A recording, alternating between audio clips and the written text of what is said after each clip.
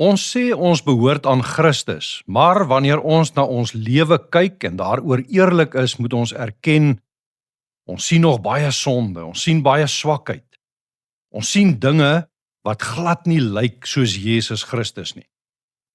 As ons eerlik is, moet ons erken die wêreld kyk ook na ons en hulle sien baie keer niks besonders in ons nie.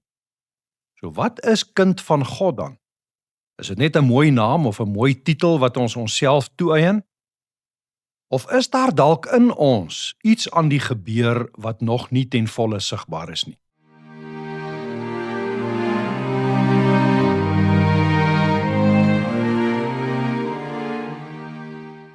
Goeienaand, welkom weer by ons aandgodsdiens vanaand. Ons gaan weer voort met ons skriflesing uit die eerste brief van Johannes. En vanaand lees ons uit hoofstuk 2 vanaf vers 28 tot en met hoofstuk 3 vers 3. In Psalm 119 vers 18 staan: Maak my oë oop, dat ek die kragtige werking van u wet ervaar. En nou terwyl ons vanaand hierdie gedeelte uit die woord van die Here lees, kan dit ook ons bede wees. Dat die Here ons oë sal oopmaak deur sy Gees wanneer ons in hierdie woord lees, dat ons ook die kragtige werking van sy wet en van sy woord in ons lewe sal ervaar, dat ons werklik die goeie nuus van die evangelie van Jesus Christus hierin sal hoor. Kom ons lees nou uit 1 Johannes 2 vanaf vers 28. En nou, liewe kinders, julle moet in hom bly, sodat ons almal niks te vrees sal hê wanneer hy kom nie, en by sy wederkoms nie beskaamd voor hom sal staan nie. Aangesien julle weet dat hy regverdig is, weet julle ook dat elkeen wat regverdig lewe, 'n kind van God is. Kyk watter groot liefde die Vader aan ons bewys het. Hy noem ons kinders van God, en ons is dit ook. En die wêreld ken ons nie, omdat dit hom nie ken nie. Geliefdes, ons is nou reeds kinders van God. Dit is nog nie geopenbaar wat ons sal wees nie, maar ons weet dat wanneer Jesus kom, ons soos hy sal wees. Ons sal hom sien soos hy werklik is. Elkeen wat hierdie verwagting in verband met hom koester, hou homself rein soos Jesus rein is. Tot sover uit die woord van God. Hier gee Johannes vir sy lesers 'n opdrag. Bly in hom. Daarmee sê hy, bly by die Christus wat julle deur die verkondiging van die apostels leer ken het. Bly by sy woord, vertrou hom, leef naby hom, leef in gehoorsaamheid aan hom. Hy sê dit vir sy lesers omdat Jesus Christus weer kom. En hy wil hê dat die gelowiges Christus se koms nie met vrees en bewing moet afwag nie. Hulle moet op hom wag soos kinders wat met verwagting uitsien na hulle pa se koms. Natuurlik geld hierdie woorde vir ons ook. Bly in hom, dan hoef julle niks te vrees wanneer julle by sy wederkoms voor hom te staan kom nie. Nou wil ek vir jou vra, watter gevoel maak die verwagting van Christus se wederkoms by jou wakker?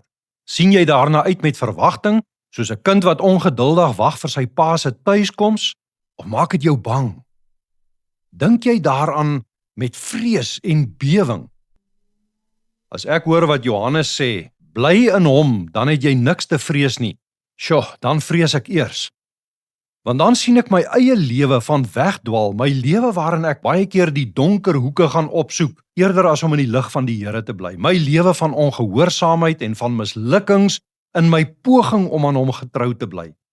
En dan wil ek sê, as dit die voorwaarde is om sy koms nie met vrees nie, maar met afwagting tegemoet moet kan gaan, ek weet nie of ek dit kan doen nie, want kyk hoe lyk my lewe. As ek na my eie lewe kyk, sien ek baie wat nie soos Christus lyk nie. Ek sien baie wat nie lyk na 'n regverdige lewe nie. As dit daarvan afhang, dan vrees ek juis.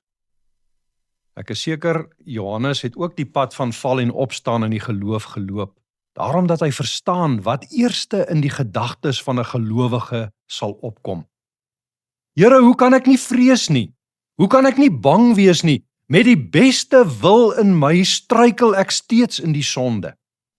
Maar Johannes het ook verstaan dat ons redding nie afhanklik is van hoe goed ons aan God gehoorsaam kan wees nie, want dan sou ons dit nooit maak nie.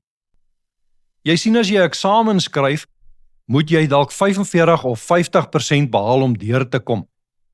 Jy kan darm so 'n paar vrae verkeerd antwoord. Maar voor die regter van alle regters werk dit nie so nie. 50% is nie goed genoeg nie. Selfs 'n onderskeiding van 80% is nie eers goed genoeg nie. As jy nie 100% gehoorsaam kan wees nie, verdien jy die dood.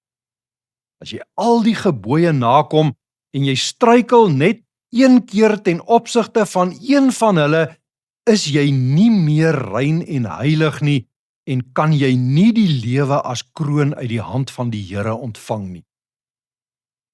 Jakobus 2 vers 10 sê vir ons duidelik, as iemand die hele wet onderhou, maar in een opsig struikel, is hy skuldig ten opsigte van al die gebooie. En Galasiërs 3 vers 10 sê, vervloek is elkeen wat nie bly by alles wat in die wet geskrywe staan en dit alles doen nie. Jy sien, God se maatstaf is nie dat ek en jy daarom net beter as die volgende ou moet wees nie. Hy vra volpunte. Hy eis volmaaktheid, hy eis volmaakte geregtigheid. So hoe vaar jy in jou lewe? Maar dan kom die evangeliese draai in Johannes se boodskap. Hy wys ons nie op ons eie prestasie nie, hy wys na die liefde van die Vader. Kyk watter groot liefde het die Vader aan ons bewys, sê hy. Hy noem ons kinders van God. En ons is dit ook. Ons is dit, want Jesus Christus het ons met sy bloed gekoop tot kinders van God. Hierdie toets van gehoorsaamheid waarvoor ons nie volpunte kan kry nie, omdat ons te deur en deur sondig is, het hy vir ons geslaag. Sy punte word op ons rapport geskryf, 100%, asof jy dit self verdien het. Jou status verander, jy deurgekom, jy's nou 'n kind van God. Luister mooi, hy sê nie, jy sal dit nog word nie. Nee, hoor wat sê hy. Geliefdes, ons is nou reeds kinders van God. En nou het ons mos al gehoor uit die vorige hoofstukke wat ons gelees het, Johannes is baie realisties en eerlik oor die sonde wat daar nog in ons lewens is. Hy weet ons is sondaars. Al is ons gelowig is, al probeer ons bes om in Jesus te leef. As ons beweer, ons het nie sonde nie, het hy gesê, bedrieg ons onsself en is die waarheid nie in ons nie. Maar nou kom dieselfde Johannes en hy sê, ons is nou reeds kinders van God. Ons in wie se lewens daar sonde is, van ons sê hy, ons is nou reeds kinders van God. Dat ons kinders van God is, beteken nie ons het reeds hemelse volmaaktheid en volkome gehoorsaamheid bereik nie. Nee, God is nog aan ons in die werk. Sy woord en sy gees is nog in ons aan die werk. Ons heiligmaking tot met die wederkoms van die Here is juis dit wat die Gees dag na dag deur die woord in ons bewerk. Daarom is dit so belangrik dat ons in Christus, in sy lig, in sy woord moet bly. Dit is waar die Gees in ons werk. Daar sal 'n dag kom wat ons soos Christus sal wees, sê Johannes. Hy bedoel nie ons gaan goddelik word nie, maar hy sê ons gaan word soos hy, volkome gehoorsaam en heilig voor die Vader. Deur Jesus se verdienste uit God die Vader se genade. Ek en jy is onder konstruksie van die Heilige Gees. Die Gees werk in ons wanneer ons in die lig en in die woord bly. Daarom hoef ons nie die koms van ons Here uit die hemel te vrees nie. Selfs al kyk ons in 'n spieël en sien ons dop eintlik die toets, iemand anders, Jesus, het klaar vir ons die oorwinning behaal. Ons is klaar kinders van God. Solank ons in hom bly, in sy lig bly, sal God met ons werk tot op daardie dag wanneer hy ons volmaaktheid sal skenk. Daarom, bly in hom, bly in sy lig, stry die goeie stryd tot die laaste. Moenie vrede maak met die sonde in jou lewe nie, want dan val jy terug in die duisternis dan beweeg jy uit die lig van Christus uit. Jy is reeds sy kind. Die werk wat hy aan jou begin het, sal hy end uitvoer. Jou koning kom. Amen. Kom ons bid nou saam. Vader, ek verwonder my dat U my in Jesus Christus U kind noem. Ek bely dat daar nog soveel in my is wat nie soos Jesus lyk nie. Reinig my, sterk my deur U woord en gees in my stryd teen die sonde. Hou my naby U seun en laat my met verlange uitsien na die koms van ons Here uit die hemel, wanneer ons soos hy sal wees. Amen.